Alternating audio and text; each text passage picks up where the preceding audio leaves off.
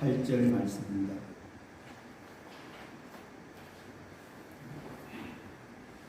범사가 기한이 있고 천하만사가 다 때가 있나니 날 때가 있고 죽을 때가 있으며 심을 때가 있고 심은 것을 뽑을 때가 있으며 죽일 때가 있고 치료할 때가 있으며 흘 때가 있고 세울 때가 있으며 울 때가 있고 웃을 때가 있으며 슬퍼할 때가 있고 춤출 때가 있으며 돌을 던져버릴 때가 있고 돌을 거둘 때가 있으며 안을 때가 있고 앉는 일을 멀리할 때가 있으며 찾을 때가 있고 잃을 때가 있으며 지킬 때가 있고 버릴 때가 있으며 찢을 때가 있고 꿰맬 때가 있으며 잠잠할 때가 있고 말할 때가 있으며 사랑할 때가 있고 미워할 때가 있으며 전쟁할 때가 있고 평화할 때가 있느니라. 아멘. 할렐루야. 아멘. 주님 앞에 나오신 우리 성도님들 주님의 이름으로 축복합니다. 오늘 본문 말씀을 가지고 범사에 기한이 있고 때가 있습니다 라는 제목으로 함께 은혜를 나누기를 원합니다. 우리 성도님들은 전도서 말씀을 얼마나 자주 묵상하고 계시는지. 전도서는 12장으로 되어 있습니다. 1년은 12개월입니다. 매달 전도서 말씀을 읽고 묵상하면서 하나님께서 우리에게 주신 지혜를 깨달으며 살아가야 할 것입니다. 오늘 본문 말씀은 범사에 기한이 있고 때가 있다고 말씀하고 있습니다. 날 때가 있고 죽을 때가 있다는 것입니다. 우리 인간은 누구에게나 세 가지 세상을 만나게 됩니다. 첫째는 태아의 세상이고, 둘째는 이 세상입니다. 셋째는 저 세상입니다. 첫째 태아의 세상은 엄마 뱃속의 세상입니다. 약 10개월 정도 눈도 뜨지 못하고 엄마 자궁 속에서 살아갑니다. 그 아기에게 엄마가 이 세상에 관한 이야기를 들려줍니다. 아가야, 조금만 기다려. 조금 있으면 이 세상의 것을 볼 수 있단다.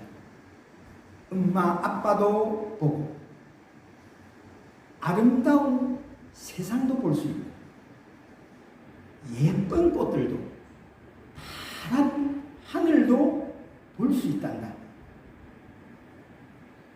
그러나 그 아기는 엄마의 얘기를 알아듣지 못합니다.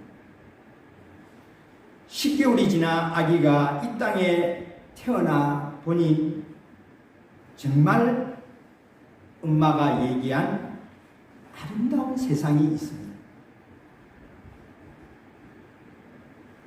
둘째로 그 사람은 이 세상에서 길어야 100년 정도의 유한한 삶을 살아가게 됩니다. 여러분과 우리 성도님들이 이 땅에서 하나님이 주신 생명, 아주 길다면 100년 정도의 삶을 살 것입니다. 누군가 그에게 다음 세상을 얘기해 줍니다. 다음 세상은 영원한 세상이란다.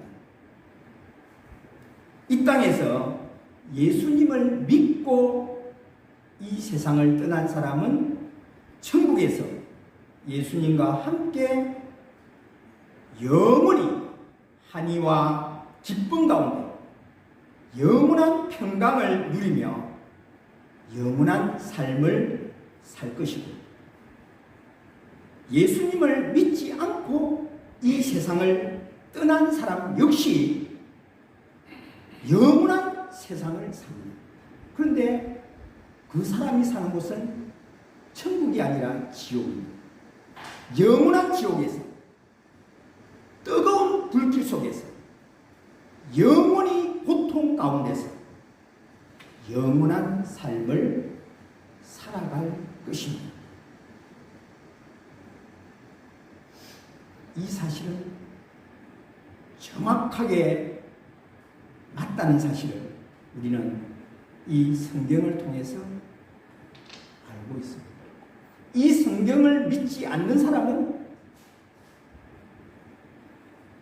호두성 치면서 무슨 소리 하느냐? 죽으면 끝이지. 그렇게 얘기할 것입니다. 죽으면 끝인지 죽어보십시오. 끝이 아니라는 세상. 태아가 이 땅의 세상이 있다는 사실을 모르고 태어났지만 분명히 이 세상은 있었습니다. 이 세상을 떠나면 이 세상이 끝이 아닙니다. 다음 세상이 있다는 사실. 많은 종교들이 다음 세상을 언급하고 있습니다. 그렇지만 기독교에서 얘기하는 하늘나라, 천국은 그들이 모르고 있는 것입니다. 오늘 전도자는 우리에게 이렇게 말씀을 시작하고 있습니다. 범사의 기한이 천하 만사가 다 때가 있나? 라고 말씀합니다. 공간을 만드신 하나님이 시간도 만드셨습니다. 모든 시간을 하나님이 지으시고 나누셨습니다. 그래서 모든 일에는 때가 있다는 것입니다. 우리 기독교 신앙은 기본적으로 숙명론이 아닙니다. 왜냐하면 하나님은 살아계시고 인격적이시기 때문입니다. 또한 우리를 사랑하셔서 역사 속에 하나님이 직접 참여하시고 아들 예수님까지 우리를 위해서 보내주셨기 때문입니다. 오늘 전도자는 시간의 내용에 대해서 경고하면서 14쌍의 대비적인 사건들을 언급하고 있습니다. 그 중에 몇 구절을 제가 읽어보겠습니다. 전도서 3장 2절, 4절, 8절 이렇게 기록합니다. 날 때가 있고 죽을 때가 있습니다. 심을 때가 있고 심은 것을 뽑을 때가 있습니다. 울 때가 있고 웃을 때가 있습니다. 슬퍼할 때가 있고 춤출 때가 있습니다. 사랑할 때가 있고 미워할 때가 있습니다. 전쟁할 때가 있고 평화할 때가 있느니라고 말씀하고 있습니다. 인생에는 차례가 있습니다. 희노애락을 적절하게 받아들여야 할 때가 있다는 것입니다. 이처럼 시간이란 추나추동의 역사뿐만 아니라 우리 인간의 삶 안에서도 놀라운 간격들과 기한이 있다는 사실을 고백하고 있습니다. 그렇다면 오늘 전도자는 이 말씀을 통해서 우리에게 보여주려고 하는 것이 도대체 무엇일까요? 전도자는 지혜자입니다. 무엇보다 인생을 꿰뚫어 보고 있는 지혜자입니다. 특히 시간에 대해서도 지혜의 핵심을 붙들고 있습니다. 오늘 본문에서 말씀하는 범사에 기한이 있고 때가 있다는 이 말씀은 우리에게 도대체 무엇을 깨달으라는 것일까요? 저는 두 가지로만 한번 정의를 내려보고 싶습니다. 첫째는 그것은 시간을 구분할 줄 알라는 것입니다. 다른 말로 하면 때를 분별할 줄 아는 지혜를 가지라는 것입니다. 우리 인생은 많은 신비가 있지만 그 중에 최고의 신비가 무엇일까요? 그것은 바로 시간의 신비입니다. 시간은 잡으려고 해도 잡을 수 없습니다. 남에게 빌려줄 수도 없습니다. 남의 시간을 받아 쓸 수도 없습니다. 빌려주거나 빌릴 수 없는 거의 유일한 것이고 아마 유일한 것이 이 시간일 것입니다. 나의 시간은 나에게만 해당됩니다. 남에게는 남에게만 해당되는 시간이 있습니다. 은행에 돈을 저축했다가 후에 찾아 쓰듯이 시간을 그렇게 사용할 수는 없습니다. 누구에게나 주어진 하루에 24시간, 1년 365일이라는 시간이 공평하게 주어졌기 때문입니다. 시간을 붙들어매서 천천히 가라고 아무리 소리쳐도 그저 자신의 속도대로 흘러가는 것이 시간입니다. 우리는 시간을 종종 이렇게 구분합니다. 과거와 현재와 미래. 하지만 사실 이 구분은 정확하지 않습니다. 왜 그러냐면 이미 1700년 전에 어거스틴이라는 분은 이 시간에 대한 비밀을 그의 고백론에서 이렇게 이야기를 했습니다. 아무리 보아도 과거는 없고 아무리 받아들이려고 해도 미래는 다가오지 않는다. 무슨 말입니까? 우리에게 존재하는 건 오직 현재뿐이라는 것입니다. 그런데 그 현재도 결국 금방 지나가는 과거가 된다고 하면서 이런 재미있는 표현을 합니다. 시간은 오직 과거의 현재와 현재의 현재와 앞으로 다가올 미래의 현재만이 있다. 과거는 기억하면서 현재가 되는 것이고 미래는 바라보면서 현재가 되는 것이고 현재는 지금 누리면서 현재가 되기 때문에 내가 쓸 수 있는 시간은 과거도 미래도 아닌 오직 현재뿐이라는 것입니다. 한 근사님의 이야기입니다. 남편이 암 진단을 받았습니다. 당장 수술하지 않으면 죽을 수 있다는 것입니다. 그 근사님의 남편은 20년간 자기 아내를 교회에 데려다 주면서 자신은 예배에 한 번도 참석하지 않았다고 합니다. 근사님이 여보 우리 들어가서 같이 예배 드립시다 라고 조심스럽게 말하면 그는 즉각 그럼 앞으로 당신을 절대로 교회에 데려주지 않겠다 이렇게 엄포를 놓으면서 화를 내곤 했다고 합니다. 그랬던 남편이 암이 걸린 후에 처음에는 담임 목사님의 신방이나 인사를 외면했다고 절대로 목사 우리 집에 못 온다 라고 얘기했다고 합니다.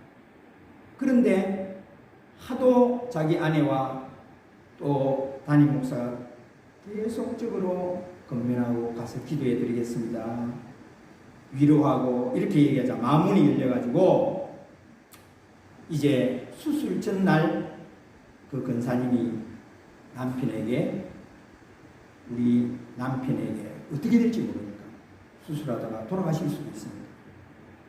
세례를 베풀어 달라고 목사님께 부탁을 했다고 합니다. 그 남편도 세례를 받겠다고 그렇게 대답했다는 것입니다. 예수님을 영접한 그분이 드리는 처음이자 마지막 예배가 될지도 모르기 때문에 남편도 그 근사님도 모두 눈물을 흘리며 세례식에 참여했습니다. 그런데 수술이 있던 날 오후에 전화가 담임 목사님에게 왔습니다. 그 근사님이 목사님 놀라운 일이 일어났습니다. 배를 열었는데 암이 아니랍니다. 할렐루야. 의사도 당황했다는 것입니다. 퇴원을 한 후에 그 근사님의 남편은 주일마다 아내와 함께 교회에 나와서 주님을 찬양하고 예배하고 예배를 드리고 있다는 것입니다. 우리가 사용할 수 있는 시간은 현재입니다. 지나간 과거를 아무리 그리워하고 붙잡으려고 해도 붙잡을 수 없습니다. 그래서 전도자는 우리에게 가르칩니다. 가장 소중한 지금, 현재를 마주대하고 견딜 수 있는 용기를 가지라고 말합니다. 사람들은 현재와 직면하기를 싫어합니다. 현재를 직면하면 갑자기 불안해질 때문에 내가 이렇게 살아도 될까? 내가 지금 시간을 다르게 사용하고 있는가? 이런 생각들로 마음속에 염려와 불안이 엄습하기 때문에 사람들은 현재를 직면하는 것을 두려워합니다. 그래서 뭐라고 얘기합니까?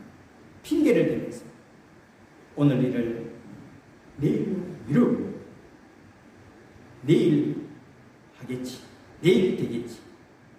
그러나 그 일은 더 시간이 흐를수록 마음을 불안하게 하고 더 점점 짐은 무거워집니다.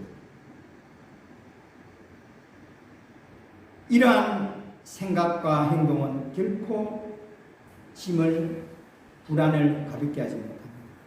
현재와 지금을 직면하지 않으면 오히려 짐은 더 커지고 불안은 더 엄습하는 것입니다. 그래서 스스로를 무겁게 억누르는 것을 우리 자신들은 경험하게 됩니다.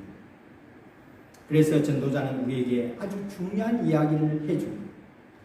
전도서 3장 11절에 보니까 이렇게 말씀합니다. 하나님이 모든 것을 지으시되 때를 따라 아름답게 하셨고 또 사람에게는 영혼을 사모하는 마음을 주셨느니라. 아멘. 하나님이 때를 따라 이 세상을 아름답게 하셨다는 것입니다.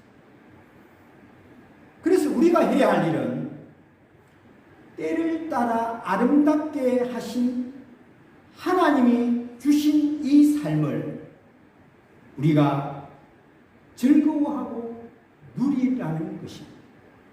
누려야 한다는 것입니다. 제가 평소에 암송하면서 마음에 간직하고 살아가는 성경 구절이 있습니다. 바로 전도서 9장 9절입니다. 전도서 9장 9절은 이렇게 말씀합니다. 내 헛된 평생의 모든 곧 하나님이 해 아래에서 내게 주신 모든 헛된 날 내가 사랑하는 아내와 함께 즐겁게 살지. 자녀와 함께 즐겁게 살아라고 얘기하지 않습니다. 내 아내와 함께 즐겁게 살지. 그것이 내가 평생의 해 아래에서 수고하고 얻은 내 몫입니다. 아멘. 제가 이 말씀을 간직하면서 정말 아내와 많은 것들을 함께 누리고 즐거워하고 살아가려고 애를 씁니다. 하나님은 우리에게 하나님이 주신 우리의 가정 또 사랑하는 아내와 우리 자녀들과 함께 하나님이 주신 것들을 마음껏 즐겁게 누리며 살아가라고 말씀하십니다. 하지만 우리는 어떻습니까? 겨울이 되면 겨울 그 자체를 즐거워하기보다 빨리 봄이 왔습니다 하고 봄을 기다립니다. 봄이 오면 봄을 즐거워하기보다도 여름을 기다립니다. 여름이 되면 너무 덥다고 가을을 기다립니다. 이것은 때를 따라 아름답게 만들어진 우리의 삶을 즐거워하는 것이 아닙니다. 삶의 소중한 즐거움들을 놓치고 있는 것입니다. 그래서 전도자는 우리에게 가르칩니다. 하나님이 때를 따라 이 세상의 아름다운 것들을 많이 만드시고, 내가 젊으냐? 젊음을 즐거워해라. 내가 장년이 되었느냐? 내 장년을 즐거워해라. 내가 노년이 되었느냐? 그 노년의 삶을 즐거워해라. 그래서 저는 사실 퇴임하고 나면 제가 그래 생각했어요. 학생들 앞에 예의상 머리 염색도 하고 단장도 하고 그렇지만, 제가 퇴직하고 나면 난 염색 안 하고 흰머리 그대로 살아갈래. 제 아내 보고 그랬더만, 당신하고 나이하고 나이 차이가 가면 갈수록 너무 많이 나면 어떻게 할 거냐고. 그것도 그때로 좋지 않느냐고. 다른 사람이 그렇게 본다면 그렇게 보면 되는 것이야. 내가 즐거워하면 되는 것이 아니야. 있는 그대로 내가 즐겁게 편안하게 살아가면 되는 것이다. 이렇게 생각하고 저는 누리고 있습니다. 수염을 길어서 어떨 때 죄송한 분도 있지만 사실은 수염을 안 깎으니까 얼마나 편한지 모르겠습니다. 매일 아침마다 깎아야 되는 이 수염이요, 참 얼마나 귀찮아했는지 모릅니다. 제가. 그래서 저는 우리 담임 목사님한테 제가 죄송하다고 말씀드리고 그냥 기르고 있습니다. 정말 하나님께서 주신 것들을 우리는 누리며 사는 것이 중요하다는 말씀을 드리고 싶은 것입니다. 하나님은 인간에게 영혼을 사모하는 마음을 주셨습니다. 다시 말하면 우리가 때를 따라 그 속에서 즐거워하면 지금의 시간이 영혼과 연계되어 있다는 말씀입니다. 그 영원한 세계가 무엇인지 전도자는 다 알지 못하지만 우리는 알고 있습니다. 이 영혼이 무엇입니까? 바로 예수님이 영혼이십니다. 예수님이 부활과 생명이십니다. 예수님이 곧 하나님이십니다. 이 영원한 세계에 우리가 지금 들어와 있는 것입니다. 우리에게 주어진 매 시간, 매 순간에 영혼을 사모하고 그 속에서 하나님을 발견하라는 것입니다. 오늘 말씀에서 범사에 기한이 있고 때가 있다는 이 말씀은 우리에게 무엇을 깨달으라고 말씀하고 있습니다. 둘째는 바로 하나님에 대한 신뢰를 깨달으라는 것입니다. 누구에 대한 신뢰입니까? 하나님에 대한 신뢰입니다. 우리가 살아가는 이 세상은 너무나 불안합니다. 얼마나 빠르게 모든 것이 지나가는지 모릅니다. 많은 사람들이 속도를 냅니다. 서두릅니다. 바쁘다 하면서도 노래를 부르면서 자기 시간 어떻게 쓰는지 모르게 살아갑니다. 왜 그렇습니까? 이것은 바로 하나님에 대한 신뢰가 부족하기 때문입니다. 하나님이 내 시간을 아름답게 만드신 것에 대한 확신이 모자라기 때문에 자꾸만 서두르고 바삐 움직이는 것입니다. 신뢰가 부족하여 조급한 우리에게 하나님은 이런 말씀을 주셨습니다. 이사야 28장 16절 우리 함께 읽어볼까요? 시작. 그러므로 주 여호와께서 이같이 이르시되 보라 내가 한 돌을 시온에 두어 기초를 삼았느니 곧 시험한 돌이요 기하고 견고한 기초돌이라. 그것을 믿는 이는 다급하게 되지 아니하리로다.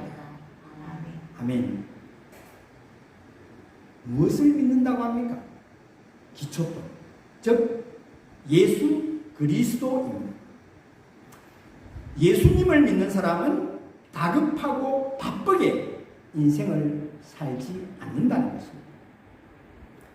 아무리 일이 많아도 여유와 넉넉함을 가질 필요가 있습니다.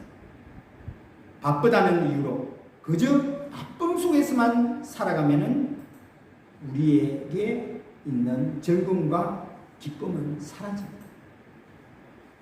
다급하게 되는 것은 하나님에 대한 신뢰를 잃고 이 세상이 하나님이 주신 축복임을 놓치고 살기 때문입니다. 불안한 사람은 가만히 있을 수가 없습니다. 기다림이 모자라기 때문에 바라봄이 사라졌기 때문입니다. 하지만 하나님을 신뢰하게 되면 하나님이 주신 자연 만물의 움직임을 눈여겨볼 수 있고 또 내 인생에 이 지나온 또 앞으로 흘러감을 고맙게 생각하고 누릴 수 있는 것입니다.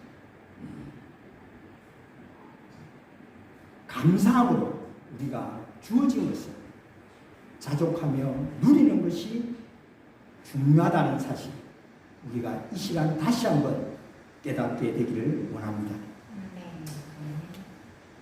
히말리아 같은 높은 산을 등반하는 전문가들의 이야기입니다.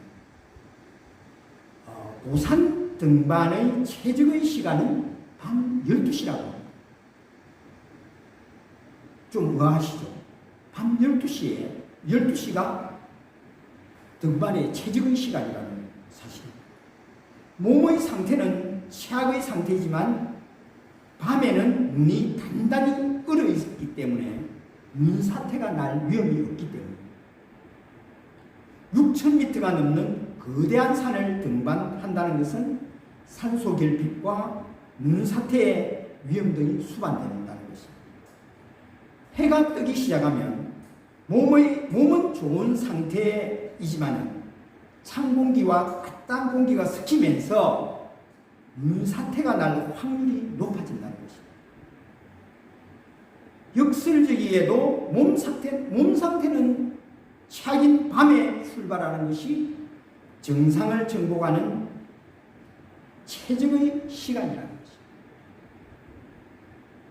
우리의 시간도 이와 다르지 않을 것입니다. 지금 이 순간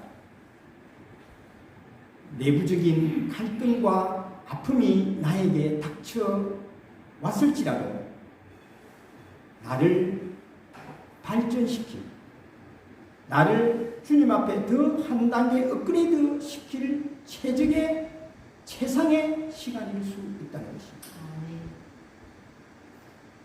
나에게 주어진 시간이 어떤 시간입니까? 나를 여기까지 오게 하신 그 하나님의 시간, 그 하나님의 선물에 감사하고 이것이 하나님의 은혜임을 깨닫고 감사하시기 바랍니다. 시편 90편 10절 우리가 잘 아는 말씀이죠. 우리의 연수가 70이요 강건하면 80이라도 그 연수의 자랑은 수고와 슬픔뿐이요 신속히 가니 우리가 날아가나이다. 우리의 삶이 기껏 70이요 강건하면 80이라고 말씀하고 있습니다. 하지만 그 연수의 자랑은 수고와 슬픔뿐입니다. 신속 기간이 날아간다고 말씀하고 있습니다. 저 또한 정말 뒤돌아보니 어느새 이렇게 시간이 빨리 흘렀음을 고백하게 됩니다. 조금 전에도 저희 처가 형님이 오셔가지고 제가 바깥에서 함께 식사 대접을 한다고 만났는데 장로님이 뭐라고 얘기하셨는지, 목사, 내가 얼마 전에 뒤돌아보니까 나이 70이 됐다. 내년에 은퇴라는, 장로 은퇴라는, 내가 나이가 이렇게 된지 모르겠다고 저 앞에서 그렇게 말씀하는 얘기를 들었습니다. 정말 시간은 어느새 이렇게 우리가 뒤돌아보면 빨리 흘렀음을 고백하지 않을 수 없습니다. 이제라도 우리가 이 시간을 관망하고 주님을 신뢰하고 그 주님을 소망하면서 이제 주님 앞에 갈 준비를 차근차근 해야 되겠구나 하는 생각을 저는 이 말씀을 준비하면서 가지게 되었습니다. 로마서 5장 3절 4절 말씀에는 우리에게 이렇게 말씀합니다. 다만 이뿐 아니라 우리가 환난 중에도 즐거워하나니, 환난 중에 즐거워하나니, 이렇게 지금 말씀합니다. 이는 환난은 인내를, 인내는 연단을, 연단은 소망을 이루는 줄 알미로다, 이렇게 말씀합니다. 환난은 인내를, 인내는 연단을, 연단은 소망을 이룬다고 말씀합니다. 이제 저 천국에 대한 소망이 있기에 우리는 환난 중에도 즐거워하며 주님 만날 나를 고대하며 소망 가운데 살아가기를 소원합니다. 말씀을 정리하겠습니다. 오늘 본문에서 범사에 기한이 있고 때가 있다는 이 말씀은 우리에게 무엇을 깨달으라고 말씀합니까? 그것은 첫째로 시간을 구분할 줄 알라는 말씀입니다. 즉 시간을, 때를 분별할 줄 아는 지혜를 가져라, 이 말씀입니다. 두 번째는 하나님에 대한 신뢰를 깨달으라고 말씀하고 있습니다. 하나님에 대한 신뢰를 깨달아 주님과 동행하며 소망 가운데 살아가시는 저와 우리 성도들 다 되시기를 주님의 이름으로 축복합니다. 아멘. 기도하겠습니다. 살아계신 하나님 아버지, 감사합니다. 범사에 기한이 있고 때가 있다고 말씀해 주신 하나님, 우리에게 믿음을 주셨고 또 사랑하는 신주전능교회와 우리 가족들을 사랑해 주셔서 감사합니다. 이 모든 것이 우리에게 주신 하나님의 축복임을 고백하며 주님께 감사를 드립니다. 이제 올 한 해도 8개월의 시간이 흘렀습니다. 남은 시간들도 우리가 주님이 사랑하는 우리 교회에서 우리 성도님들 하나님께서 지켜주시고 또 믿음 안에서 담대히 주님 앞에 나아가며 주님이 기뻐하시는 귀한 일들을 잘 감당하며 살아갈 수 있도록 주님 은혜를 베풀어 주시옵소서. 주의 보혈의 능력이 늘 저희들 가운데 임하여 주시옵소서. 그렇게 하여 주실 것을 믿고 감사를 드리오며 날 원하신 예수 그리스도의 이름으로 기도하옵나이다. 아멘.